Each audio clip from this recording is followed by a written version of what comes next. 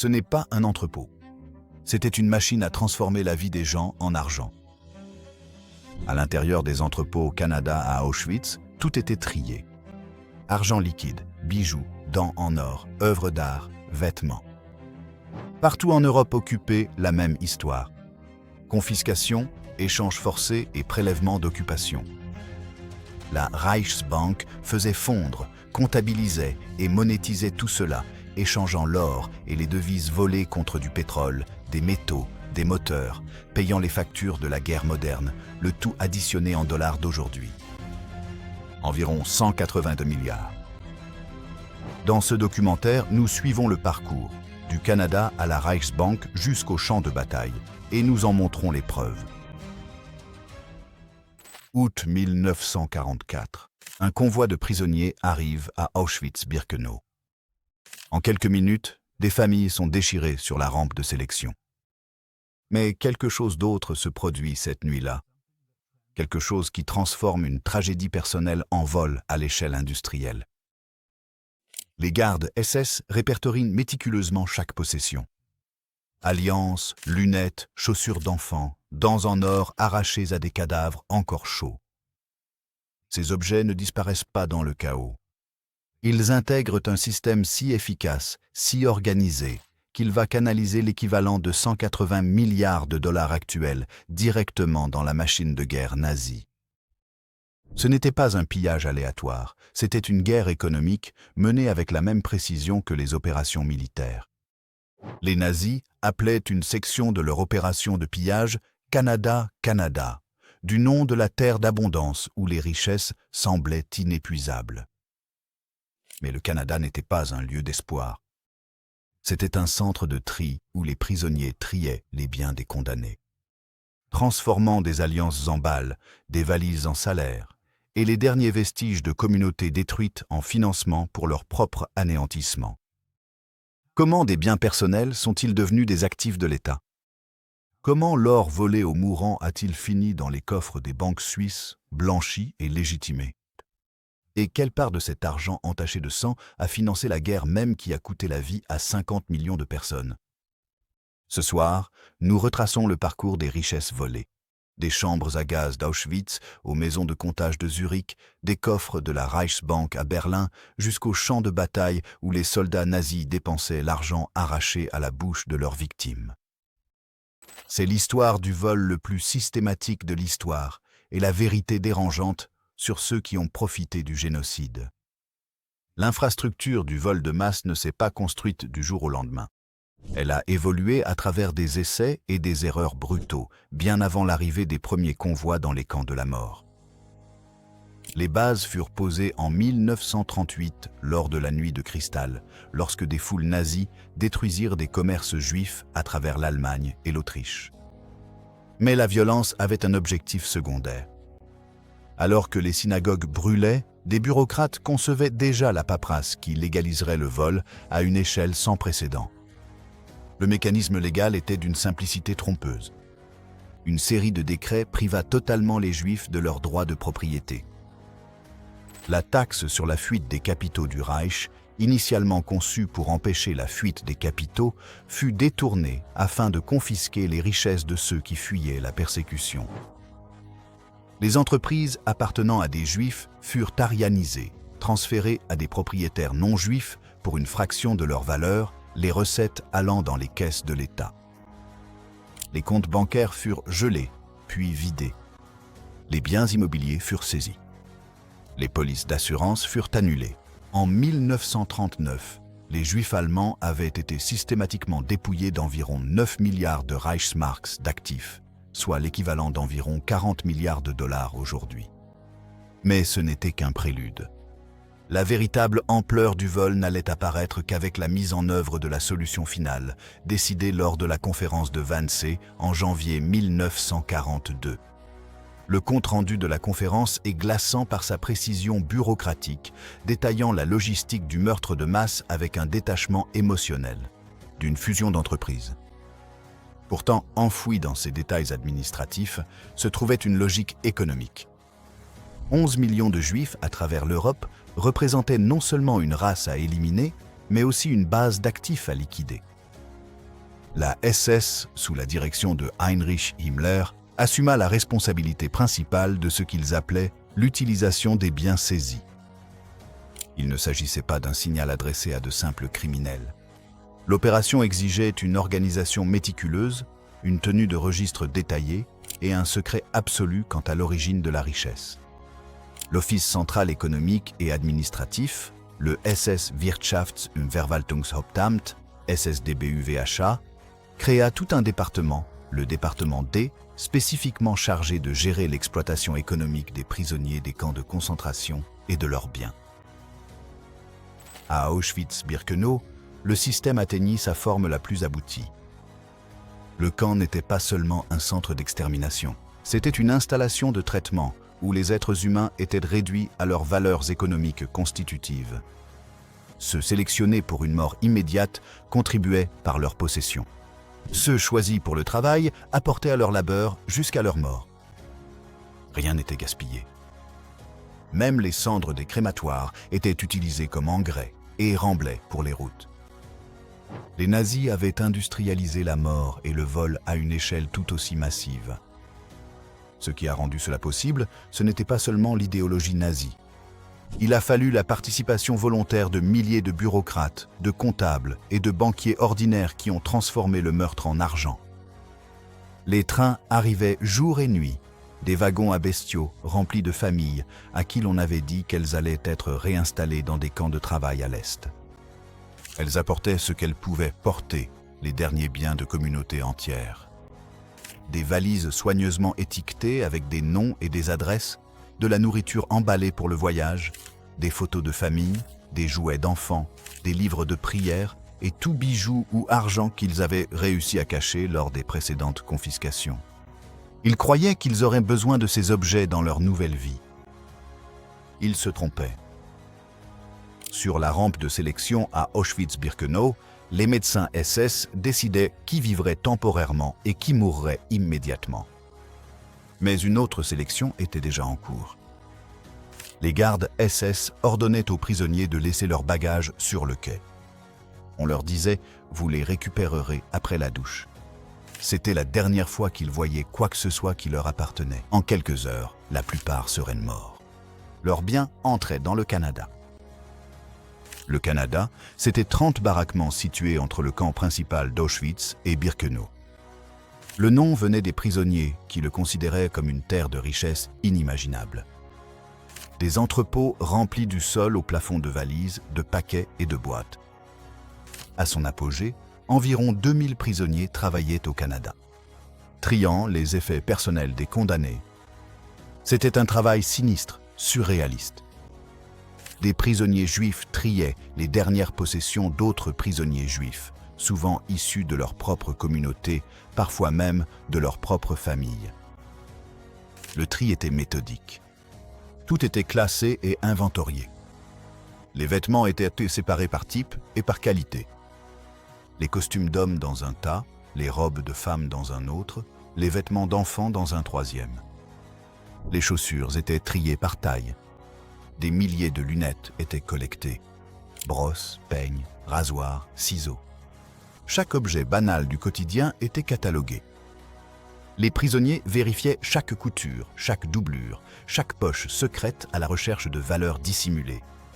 Ils trouvaient de la monnaie venant de toute l'Europe, des bijoux cousus dans les doublures de manteaux, des diamants cachés dans les talons de chaussures, des pièces d'or enveloppées dans du tissu. Les objets les plus précieux étaient placés dans des conteneurs séparés.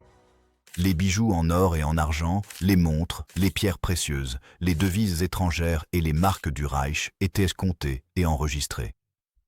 Les alliances étaient particulièrement nombreuses. Les prisonniers racontaient trier des montagnes de bagues, chacune représentant un mariage, un engagement, une vie désormais terminée. Certaines portaient encore des inscriptions, des noms, des dates, des mots d'amour. Ces objets personnels étaient traités comme des matières premières, catalogués selon leur poids et la teneur en métal précieux. Les témoignages de survivants ayant travaillé au Canada révèlent le coût psychologique. Ils manipulaient des vêtements de bébés, sachant que les nourrissons qui les avaient portés étaient morts. Ils triaient des photographies de familles qui venaient d'être gazées. Ils trouvaient de la nourriture préparée par des mères qui croyaient préparer leurs bagages pour une nouvelle vie. Ce travail offrait de maigres avantages pour la survie. Une meilleure nourriture, un travail à l'intérieur, un accès occasionnel à des objets qu'ils pouvaient échanger. Mais cela se faisait au prix d'une confrontation intime et quotidienne avec la dimension humaine du génocide. Tout ne restait pas organisé. Les gardes SS volaient régulièrement parmi les biens déjà volés, une pratique si courante que la SS dut mettre en place des mesures de sécurité interne pour empêcher les détournements excessifs. Certains gardes accumulèrent des fortunes personnelles. D'autres envoyaient des colis à leurs familles contenant des vêtements et des objets ménagers pris aux morts. L'hypocrisie était totale. Les règlements SS interdisaient strictement l'acquisition non autorisée de biens juifs, alors même que toute l'opération reposait sur le vol systématique. Depuis le Canada, les biens traités commençaient leur transformation. Les effets personnels des familles assassinées allaient bientôt devenir des biens anonymes dans l'économie de guerre nazie.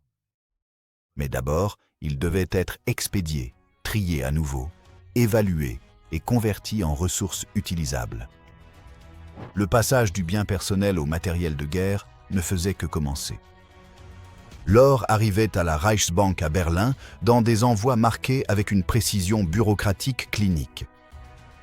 La documentation ne mentionnait ni Auschwitz, ni Treblinka, ni Majdanek. À la place, les registres utilisèrent le nom de code Opération Reinhard, soi-disant nommé d'après Reinhard Heydrich, l'architecte de la solution finale, assassiné en 1942. Le véritable objectif de l'opération était documenté dans la correspondance interne de la SS, l'exploitation économique totale de la solution finale.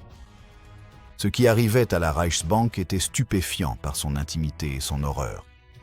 De l'or dentaire, des dents arrachées aux cadavres par des équipes de prisonniers arrivaient au kilogramme. Des alliances, fondues ou portant encore des inscriptions, remplissaient des conteneurs. Des montres en or, des bijoux et des pièces de monnaie provenant de toute l'Europe occupée affluaient dans les coffres de la Banque centrale. Entre 1942 et 1944, la SS livra environ 76 tonnes d'or à la Reichsbank rien qu'à travers l'opération Reinhard. Cela n'inclut pas l'or saisi par d'autres canaux ou l'or des phases antérieures de la persécution. La Reichsbank était l'institution financière centrale de l'Allemagne, équivalente à la Réserve fédérale ou à la Banque d'Angleterre. Ce n'était pas une entreprise criminelle opérant dans l'ombre. C'était le cœur légitime de la finance allemande, dirigé par des professionnels de la banque qui savaient parfaitement d'où provenait cet or. Emil Puhl, le vice-président de la Reichsbank, supervisait personnellement la réception et le traitement des cargaisons d'or de la SS. Il ne pouvait pas prétendre à l'ignorance. Certaines livraisons contenaient des objets qui rendèrent leur origine indiscutable. Des bridges dentaires avec les dents encore attachées, des bijoux avec des inscriptions personnelles. Des objets qui ne pouvaient en aucun cas provenir de sources légitimes. L'or devait être raffiné et assaini avant de pouvoir entrer sur les marchés internationaux. Une grande partie de ce travail était confiée à Degussa, l'une des plus grandes entreprises chimiques et métallurgiques d'Allemagne.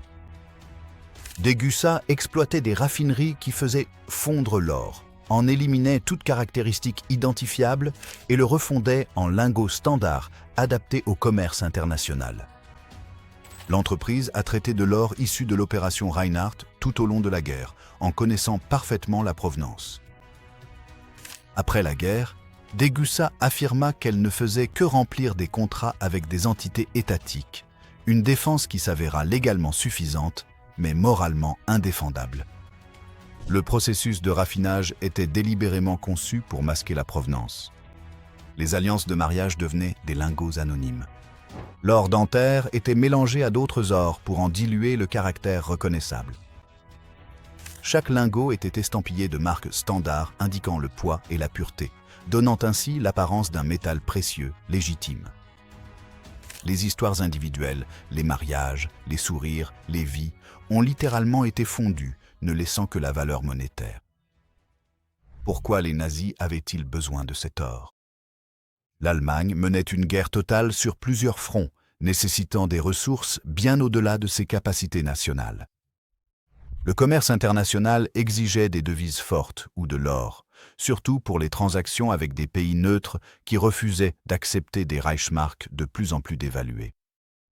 La Suisse, la Turquie, l'Espagne, le Portugal et la Suède exigeaient tous un paiement en or pour les matériaux de guerre essentiels.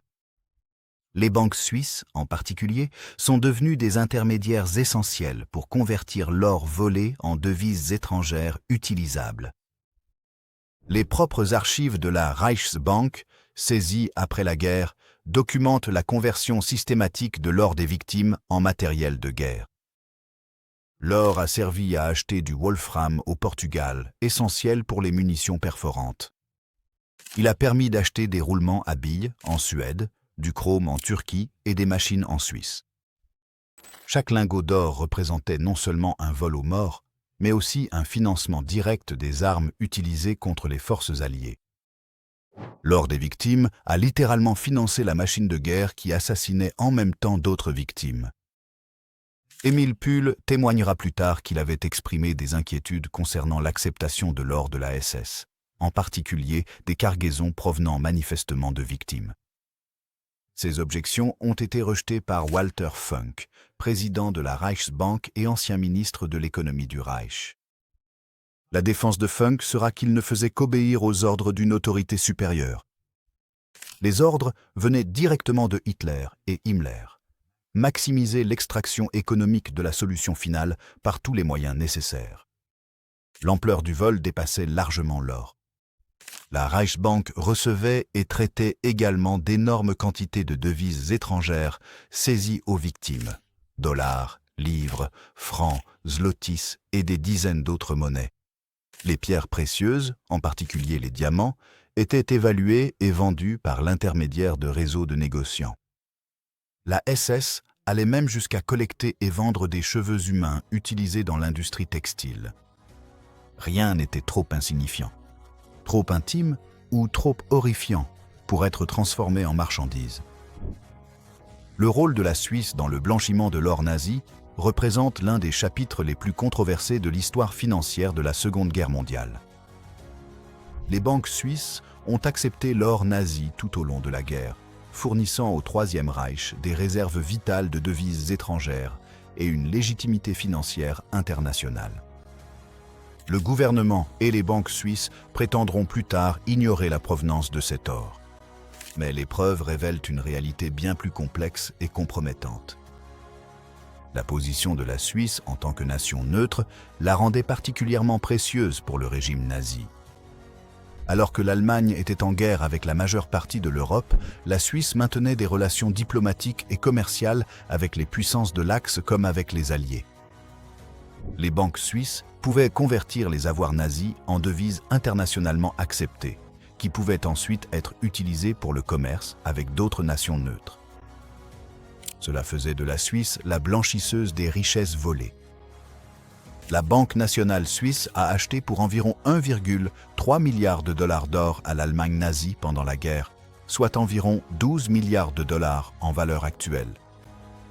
Cet or provenait de deux sources: des réserves nationales pillées dans les pays conquis et de l'or des victimes traitées dans le cadre de l'opération Reinhardt. Les réserves d'or de la Banque nationale de Belgique, saisies par l'Allemagne en 1940, ont transité par des comptes suisses.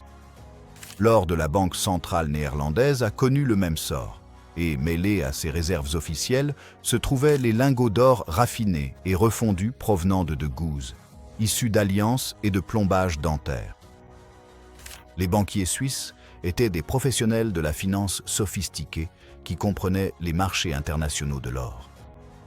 Ils savaient que l'Allemagne avait épuisé ses réserves d'or légitimes dès le début de la guerre.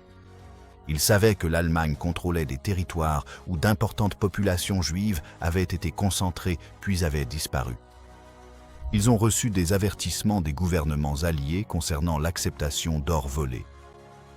La déclaration des Alliés de janvier 1943 stipulait explicitement que les Alliés ne reconnaîtraient aucun transfert de propriété dans les territoires occupés, et avertissait les nations neutres qu'elles seraient tenues responsables d'avoir accepté des biens volés. Les banques suisses ont continué à accepter l'or nazi pendant encore 2 ans. Le mécanisme opérationnel était simple. La Reichsbank transférait de l'or aux banques suisses, principalement à la Banque nationale suisse, mais aussi à de grandes banques privées comme le Crédit Suisse et l'Union de banques suisses. Les banques suisses créditaient le compte de la Reichsbank en francs suisses. Ces francs étaient ensuite utilisés pour acheter des biens auprès des industries suisses ou convertis en d'autres devises pour des achats auprès d'autres pays neutres. L'or restait dans les coffres suisses, devenant progressivement propre grâce au simple passage du temps et à la paperasserie. Ce qui rendait les banques suisses particulièrement précieuses, c'était leur loi sur le secret bancaire. La Suisse avait adopté en 1934 des réglementations strictes sur le secret bancaire, faisant de la divulgation d'informations sur les comptes bancaires une infraction pénale. Cela signifiait que la richesse pouvait être déposée, transférée et retirée avec une quasi-anonymat totale.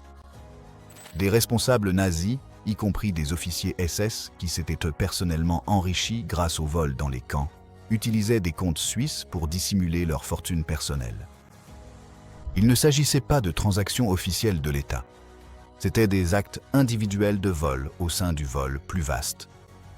Les enquêtes menées après la guerre ont estimé que les banques suisses détenaient des centaines de millions de dollars d'avoirs non réclamés provenant de victimes de l'Holocauste. L'argent déposé pour être mis en sécurité avant la guerre n'a jamais été récupéré parce que les déposants ont été assassinés. De plus, les comptes suisses détenaient les fortunes personnelles des responsables nazis, blanchies par le même système bancaire qui traitait les transactions officielles de la Reichsbank. Les deux flux d'argent, les avoirs des victimes et les biens volés, circulaient à travers les mêmes institutions, parfois même sur les mêmes comptes. Les banques suisses offraient également un autre service crucial. Elles permettaient à l'Allemagne de commercer avec les nations alliées même en temps de guerre. Parce que la Suisse maintenait sa neutralité et que la monnaie suisse était acceptée internationalement, les Allemands pouvaient utiliser des intermédiaires financiers suisses pour acheter des marchandises auprès de pays d'Amérique du Sud ou faire des affaires avec des entreprises de nations alliées via des sociétés écrans complexes et des montages de tiers. La neutralité suisse n'était pas seulement politique, c'était une infrastructure financière qui rendait le génocide rentable. Après la guerre, la Suisse résistera d'abord à la pression internationale pour restituer l'or volé ou ouvrir ses livres concernant les comptes nazis. L'accord de Washington de 1946 exigeait de la Suisse qu'elle ne restitue qu'une fraction de la valeur estimée de l'or, soit 50 millions de dollars sur environ 500 millions de dollars d'or spoliés. Le reste est resté entre les mains suisses, progressivement absorbé dans l'économie légitime par des ajustements comptables et le passage du temps. En ce qui concerne les comptes privés, les banques suisses soutenaient qu'elles ne pouvaient pas révéler d'informations en raison des lois sur le secret bancaire, même lorsque les titulaires des comptes étaient confirmés morts pendant l'Holocauste. La défense suisse reposait sur plusieurs arguments. Ils étaient neutres et n'avaient aucun moyen de vérifier la provenance de l'or. Ils devaient protéger leurs institutions financières contre les menaces militaires allemandes et leurs banques ne faisaient que suivre les pratiques bancaires internationales standards. Chaque argument contenait une part de vérité, enveloppée dans un échec moral total. Les banques suisses ont pris des décisions calculées pour tirer profit du génocide. Et ces décisions ont offert à la machine de guerre nazie un répit financier vital à des moments cruciaux. L'économie de guerre nazie était perpétuellement au bord de l'effondrement. L'Allemagne est entrée dans la Seconde Guerre mondiale sans disposer des ressources nécessaires pour un conflit prolongé. La stratégie du Blitzkrieg, des frappes militaires rapides et écrasantes, était en partie motivée par la nécessité économique. L'Allemagne ne pouvait pas se permettre une guerre longue. Chaque mois de combat supplémentaire épuisait des ressources que l'Allemagne ne possédait pas. Cette crise des ressources rendait la richesse volée non seulement profitable, mais essentielle aux opérations militaires nazies. Des estimations prudentes suggèrent que les biens saisis aux victimes de l'Holocauste ont fourni environ 30% du budget de guerre allemand entre 1942 et 1945. Ce chiffre inclut non seulement l'or et les devises traitées par les canaux officiels, mais aussi la valeur totale de tous les biens confisqués, l'immobilier, les entreprises, les comptes bancaires, les titres et les effets personnels. Le Bureau principal économique et administratif de la SS a calculé qu'en 1943 seulement, l'exploitation des camps de concentration, le travail forcé combiné à la confiscation des biens, ont généré environ 600 millions de Reichsmark pour l'État allemand. Les flux financiers passaient par de multiples canaux. L'or et les devises saisies aux victimes étaient envoyés à la Reichsbank, qui les utilisait pour acheter des devises étrangères et commercer avec des nations neutres. Ces devises étrangères servaient à acheter des matériaux de guerre vitaux. Des roulements à billes suédois pour les chars, du wolfram portugais pour les munitions perforantes, du mercure espagnol pour les explosifs, du chrome turc pour le durcissement de l'acier. Chacun de ces matériaux était essentiel à la production d'armes. Sans accès à ces ressources, la production militaire allemande se serait effondrée encore plus rapidement qu'elle ne l'a fait. Les biens confisqués en Allemagne et dans les territoires occupés apportaient des avantages plus directs. Les appartements saisis servaient à loger des familles allemandes déplacées après les bombardements alliés. Les meubles, ustensiles de cuisine, vêtements et objets ménagers arrachés aux foyers juifs étaient distribués aux civils allemands ou vendus par des canaux officiels, les recettes allant dans les caisses de l'État. Rien qu'en Pologne, les autorités d'occupation allemandes ont saisi pour environ 20 milliards de dollars de biens appartenant à des familles et communautés juives. Ces biens étaient soit expédiés en Allemagne, soit vendus localement pour financer les coûts de l'occupation, soit distribués aux colons allemands ethniques. La SS gérait son propre empire économique, bâti presque entièrement sur le travail forcé et les biens volés. La SS possédait des entreprises telles que DEST, Deutsche Erd- und Steinwerke, German Earth and Stone Works, DOBLIE, German Equipment Works et d'autres, qui produisaient des matériaux de construction, des textiles et des armements en utilisant des prisonniers des camps de concentration travaillant sans salaire, nourris de rations de famine et poussés jusqu'à la mort. Les profits allaient directement à l'organisation SS, qui les utilisait pour étendre le système des camps de concentration, financer les unités militaires de la SS et enrichir la direction de la SS. Peut-être le plus troublant était la façon dont la richesse volée s'est intégrée de manière si complète dans la vie quotidienne allemande en temps de guerre. Les soldats de la Wehrmacht recevaient une solde en partie financée par les biens confisqués. Leurs armes, uniformes et équipements étaient produits à partir de matériaux achetés avec l'or des victimes. Les familles allemandes utilisaient des meubles, portèrent des vêtements et cuisinaient avec des ustensiles pris aux familles déportées. L'exploitation économique du génocide n'était pas séparée de la société allemande en temps de guerre. Elle y était profondément ancrée. L'impact dépassait les seules dépenses militaires directes. L'industrie allemande est devenue dépendante du travail forcé et des matériaux volés. En 1944, environ 7,6 millions de travailleurs forcés et de prisonniers des camps de concentration travaillaient dans l'industrie allemande, représentant plus de 20% de la main-d'œuvre. De grandes entreprises comme IG Farben, Krupp, Volkswagen, BMW, Daimler-Benz exploitaient des usines utilisant la main-d'œuvre des camps de concentration. Elles versaient à la SS des sommes symboliques pour cette main-d'œuvre, bien en dessous des salaires du marché, générant d'énormes profits tout en contribuant à la destruction systématique des populations emprisonnées. La détresse financière de l'État nazi s'est accentuée à mesure que la guerre tournait à la défaveur de l'Allemagne.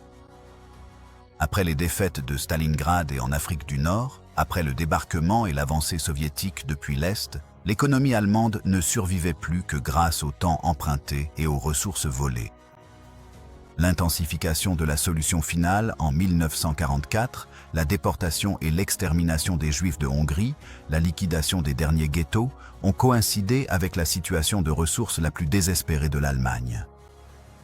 La seule opération hongroise a rapporté d'immenses richesses aux caisses de la SS, alors même que la guerre était manifestement perdue, ce qui suggère que l'extraction économique restait une priorité, même lorsque la défaite militaire devenait inévitable. Il ne s'agissait pas simplement de vols opportunistes survenus en marge de la guerre. Le meurtre de millions de personnes était une politique motivée par des considérations économiques, justifiées auprès de la direction nazie, en partie par les ressources qu'elle générait. La solution finale était beaucoup de choses. Un génocide guidé par l'idéologie, une pseudo-science raciale érigée en politique, un meurtre de masse bureaucratique. Mais c'était aussi une opération d'extraction de ressources à une échelle jamais tentée auparavant. La guerre s'est terminée en mai 1945. Lorsque les forces alliées ont occupé l'Allemagne, elles ont commencé à découvrir l'ampleur des vols nazis. Des réserves d'or qui auraient dû se trouver dans les banques nationales à travers l'Europe furent retrouvées dans des mines de sel, enterrées dans des forêts, cachées dans des coffres de banque. Les archives de la Reichsbank, partiellement conservées, documentaient des années de pillage systématique. Mais récupérer la richesse volée allait s'avérer presque aussi compliqué que le vol lui-même. Les procès de Nuremberg ont traité des crimes contre l'humanité, mais ils ont aussi examiné l'infrastructure économique qui a permis ces crimes. Walter Funk, président de la Reichsbank, fut jugé pour son rôle dans l'acceptation et le traitement de l'or de la SS. Sa défense était simple. Il était un banquier qui suivait les ordres des autorités de l'État. Émile Poul, qui avait personnellement supervisé les transactions, témoigna au sujet d'envois contenant de l'or dentaire et des bijoux provenant manifestement de victimes. Malgré ce témoignage, Funk ne reçut qu'une peine de prison à perpétuité, qui fut ensuite commuée. Il fut libéré en 1957 et mourut 3 ans plus tard. N'ayant jamais rendu un seul centime de la richesse volée, les dirigeants d'entreprise furent confrontés à une responsabilité similaire, ou à son absence. Les dirigeants d'IG Farben, qui supervisaient les opérations à Auschwitz-Turmonowitz, furent jugés. Certains reçurent des peines allant d'1 à 8 ans de prison. La plupart furent libérés de manière anticipée. Dès les années 1950, beaucoup avaient retrouvé des postes dans l'industrie allemande. Le message était clair. La participation au génocide, si elle était menée à travers des structures corporatives et financières, ne serait pas sévèrement punie. L'or lui-même devint l'objet de négociations internationales complexes. La commission tripartite sur l'or a été créée en 1946 pour restituer l'or monétaire pillé par l'Allemagne à ses propriétaires nationaux légitimes. La commission a finalement récupéré et redistribué environ 65 millions de dollars en or, soit une fraction de ce qui avait été volé. Une grande partie de cet or provenait des réserves retrouvées en Allemagne à la fin de la guerre. L'or qui avait déjà été blanchi par les banques suisses, converti en devises et dépensé pour l'effort de guerre, avait tout simplement disparu. Qu'en est-il des biens personnels? Qu'en est-il des alliances, des devises cousues dans les vêtements, des bijoux cachés dans les talons de chaussures? La plupart n'a jamais été retrouvée. Certains objets ont été découverts dans les baraquements canadiens abandonnés à Auschwitz, des entrepôts encore remplis de vêtements, de chaussures et d'effets personnels à l'arrivée des forces soviétiques. Il était trop tard pour rendre ces biens à leurs propriétaires, dont presque tous étaient morts. Ces objets sont devenus des pièces de musée, témoignages silencieux du vol systématique. La question des banques suisses et de leurs comptes est devenue de plus en plus controversée au fil des décennies. La Suisse soutenait que les lois sur le secret bancaire empêchèrent de révéler des informations sur les comptes, même pour les victimes de la Shoah. Cette position était défendable légalement selon le droit suisse, mais moralement indéfendable pour la communauté internationale.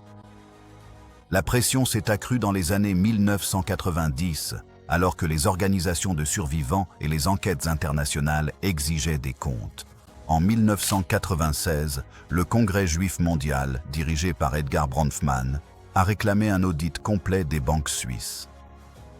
Les banques suisses ont d'abord résisté, affirmant que la plupart des documents de la période de guerre avaient été détruits. Sous une intense pression internationale, une enquête a finalement été menée. Elle a révélé que les banques suisses détenaient environ 600 millions de dollars sur des comptes dormants appartenant probablement à des victimes de la Shoah. De nombreux titulaires de comptes avaient été assassinés. Leurs familles ignoraient l'existence de ces comptes ou n'étaient pas en mesure de surmonter les exigences bureaucratiques suisses pour les réclamer. L'accord qui en a résulté, en 1998, a obligé les banques suisses à verser 1,250 milliard de dollars en dédommagement. Cela ne concernait pas seulement les comptes dormants. C'était aussi une compensation pour le rôle des banques dans le blanchiment de l'or nazi et les profits tirés du génocide.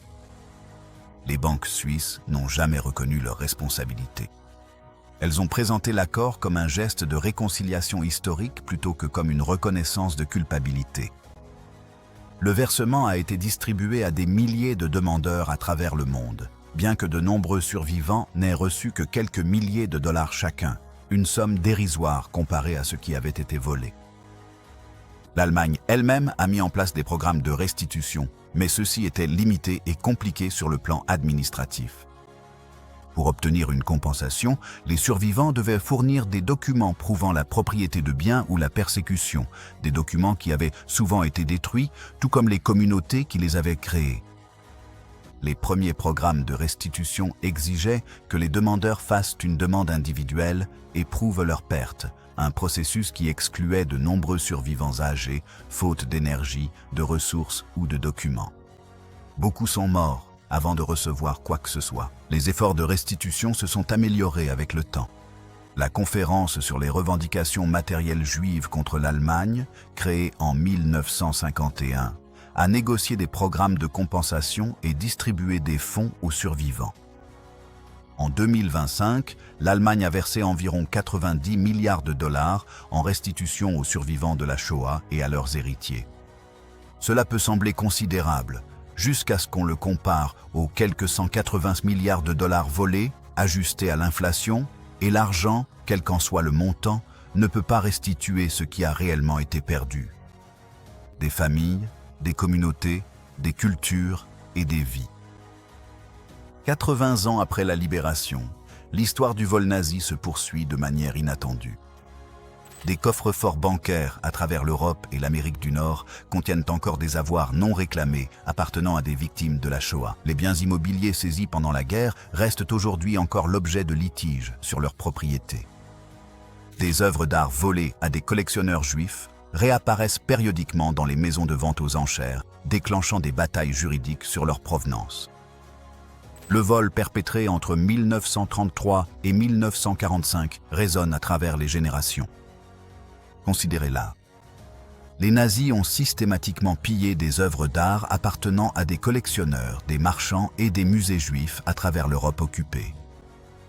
Hermann Göring a personnellement constitué une collection de milliers de tableaux, sculptures et objets d'art, presque tous volés.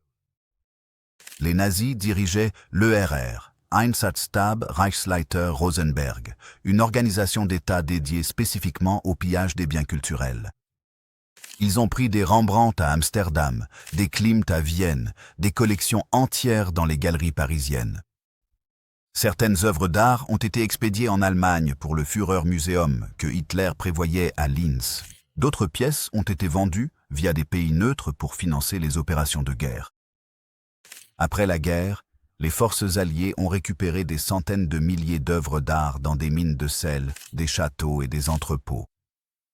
Les monuments Men, des historiens de l'art et des professionnels de musées en uniforme ont travaillé à identifier et restituer ces œuvres à leurs propriétaires légitimes. Ils ont réussi dans de nombreux cas, mais des milliers d'œuvres n'ont jamais été réclamées parce que les propriétaires étaient morts et que leurs héritiers ignoraient l'existence de ces œuvres. D'autres pièces ont été restituées à des pays plutôt qu'à des individus. Elles ont fini dans des musées nationaux où elles se trouvent encore aujourd'hui, leur véritable provenance restant incertaine.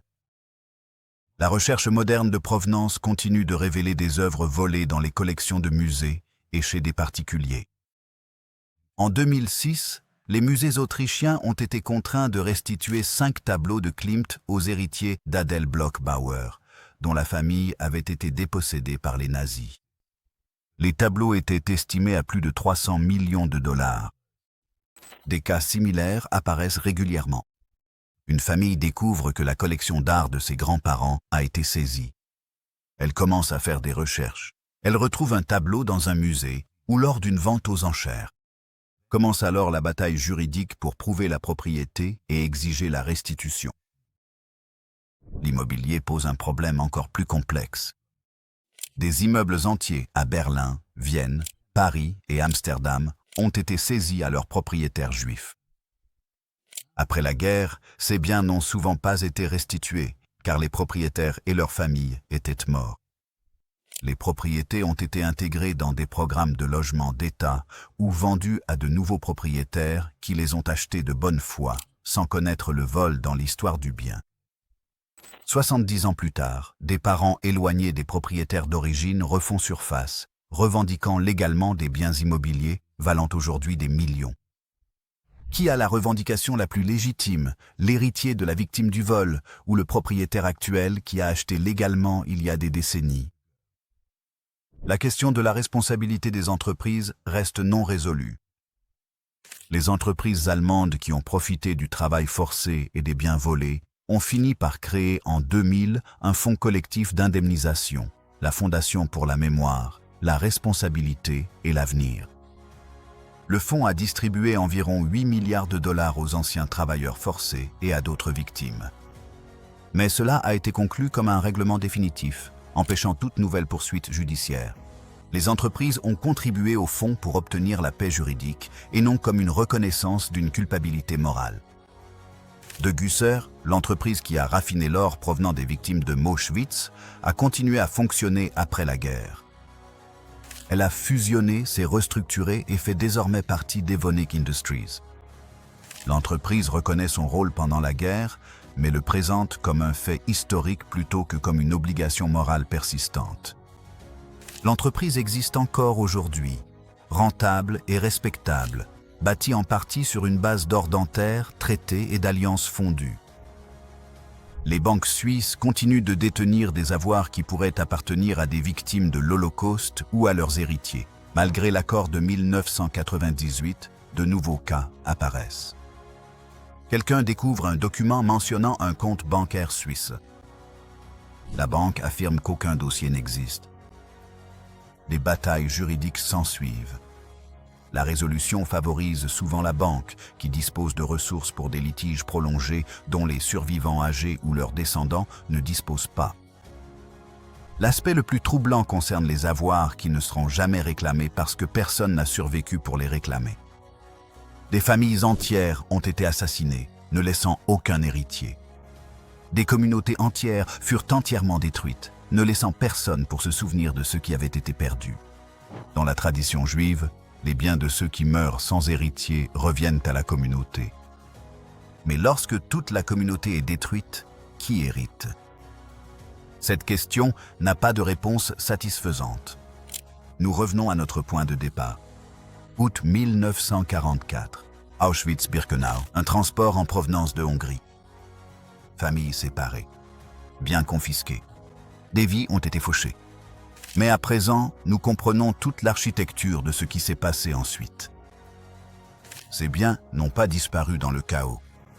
Ils ont intégré un système spécifiquement conçu pour transformer les biens personnels en actifs de l'État, pour convertir le génocide en profit, pour rendre le meurtre de masse économiquement productif. Les richesses pillées ont financé 30% des coûts de guerre de l'Allemagne nazie entre 1942 et 1945. Ce n'est pas une statistique historique abstraite. Cela signifie que presque une balle sur 3 tirée par les soldats de la Wehrmacht, un char sur 3 qui a traversé l'Europe, une bombe aérienne sur 3 larguée sur les villes alliées, ont été financées, directement ou indirectement, par les biens saisis aux victimes de la Shoah. L'or dans les coffres suisses provenait d'alliances et de dents. La monnaie utilisée pour acheter des roulements à billes suédois était retrouvée cousue dans la doublure des manteaux de famille montant dans les trains. Le système était si efficace que les victimes finançaient littéralement leur propre destruction. Cette histoire soulève des questions qui restent sans réponse 80 ans plus tard.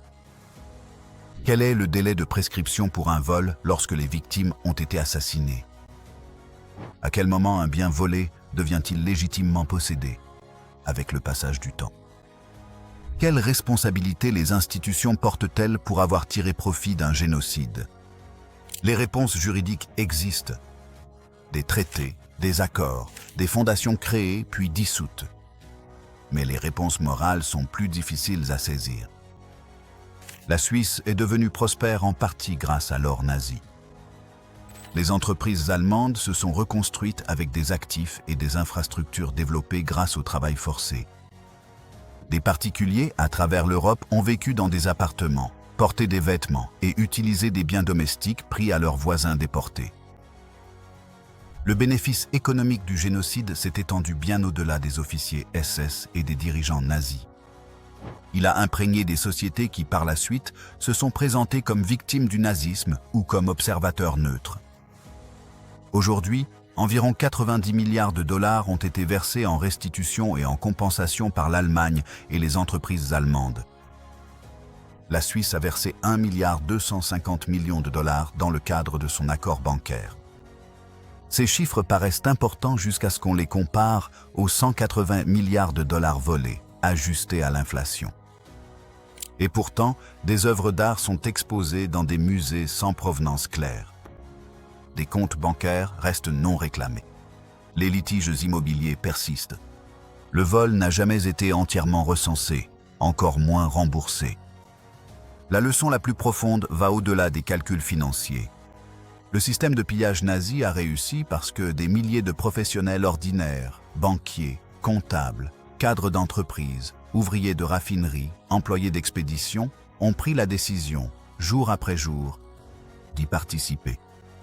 Ils traitaient la paperasse, ils faisaient fondre l'or, ils transféraient les fonds, ils tenaient les registres.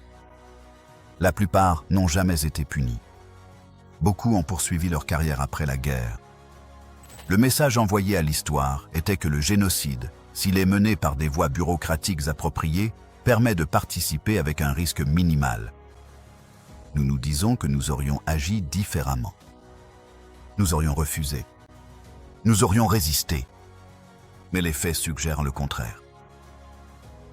L'exploitation économique nazie de l'Holocauste a réussi précisément parce que tant de gens ordinaires ont pris des décisions ordinaires, suivre les règlements, obéir à leurs supérieurs et privilégier la sécurité de l'emploi plutôt que l'objection morale.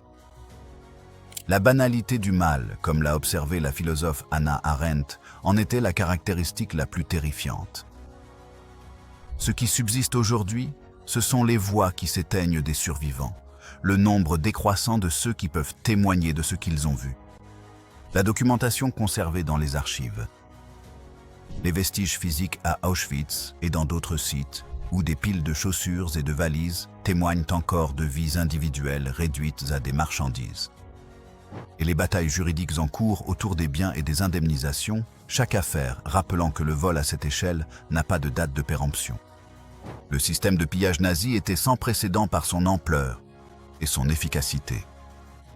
Mais la volonté des institutions de tirer profit de l'atrocité, la propension des professionnels à participer à des systèmes dont ils savent qu'ils sont injustes, la capacité des sociétés à absorber des richesses volées sans poser de questions, tout cela n'est pas propre à l'Europe des années 1940. Ce sont des faiblesses humaines qui persistent à travers le temps et les cultures. L'histoire se souvient des chambres à gaz et des pelotons d'exécution. Elle se souvient des camps de la mort et des fosses communes.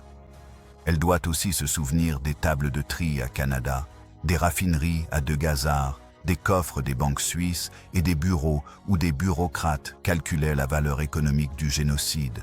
Car un vol d'une telle ampleur nécessitait non seulement des auteurs, mais aussi des facilitateurs, non seulement des criminels, mais aussi des collaborateurs, non seulement le mal, mais des gens ordinaires faisant des compromis ordinaires. Le prix de cette complicité a été payé en sang et en or. La facture n'a pas encore fini d'être payée. Si cette histoire vous a ému, interpellé ou vous a aidé à voir la Seconde Guerre mondiale différemment, ce serait un honneur de vous compter parmi notre communauté grandissante. S'abonner n'est pas qu'un simple clic. C'est une façon de soutenir des histoires plus puissantes, des voix oubliées et davantage de vérité du passé. Alors, si vous pensez que ces histoires comptent, cliquez sur le bouton d'abonnement et continuons à construire ce voyage ensemble. Et n'oubliez pas de laisser un commentaire. Nous lisons chacun d'eux et nous adorons découvrir vos avis. Jusqu'à la prochaine fois, continuez d'explorer l'histoire avec Epic War. Continuez à poser des questions. Continuez à chercher la vérité.